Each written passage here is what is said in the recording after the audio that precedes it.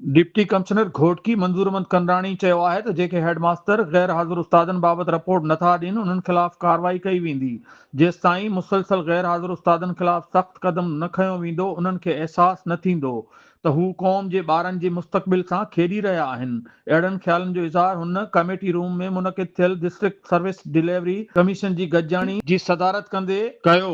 गॾिजाणी में chief monitoring officer Imran Ali Sial, DEOs primary ऐं सेकेंडरी टीओज़ ऐं तालीम खाते जा ऑफिसरनि शिरकत कई। गॾिजाणी दौरान ज़िले में तालीमी इदारनि जी कारकर्दगी, उस्तादनि जी हाज़िरी, तदरीसी मयार ऐं स्कूलनि में उस्तादनि जी खोट ते तफ़सीली गौर कयो वियो। उन मौक़े ते डिप्टी कमिश्नर घोटकी मंजूरमंद कंदाणी गैर हाज़िर उस्तादनि ते कावड़ जो इज़हार कयो।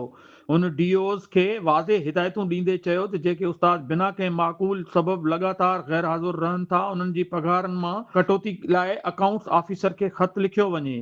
जॾहिं त उस्तादनि जूं मंज़ूर थियल मोकलूं बि संदसि सर्विस बुक में लाज़मी दाख़िल कयूं वञनि।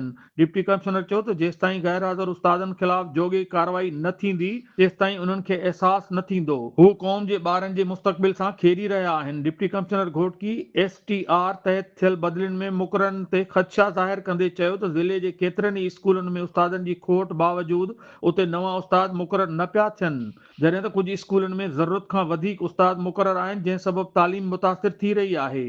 हुन चयो त अहिड़े गैर मुतवाज़न निज़ाम सबबु तालीमी मयार मुतासिर थी रहियो आहे। तंहिं करे उन बाबति तफ़सीली रिपोर्ट तयारु करे सेक्रेटरी एजुकेशन ॾांहुं सिफ़ारिशूं मोकिलियूं वेंदियूं त जीअं उस्तादनि जी मुक़ररी ज़रूरत मुताबिक़ थी सघे। डिप्टी कमिश्नर वधीक चयो त ज़िले घोटकी में केतिरा ई उस्ताद पंहिंजी ज़िम्मेवारी ईमानदारी सां निभाए रहिया आहिनि पर कुझु मुसलसल गैर हाज़िर उस्ताद तालीम खे नुक़सान पहुचाए रहिया आहिनि। हुन अहिड़नि उस्तादनि खे हिदायत कई त हू मुस्बत सोच अख़्तियार करे ईमानदारी सां पंहिंजा फ़र्ज़ निभाइनि जीअं तालीमी मयार में हक़ीक़ी तब्दीली अची सघे। डिप्टी कमिश्नर चयो त डिस्ट्रिक्ट सर्विस डिलीवरी कमीशन जो मक़सदु ज़िले में तालीम जी सूरतहाल खे बहितर बणाइणु आहे।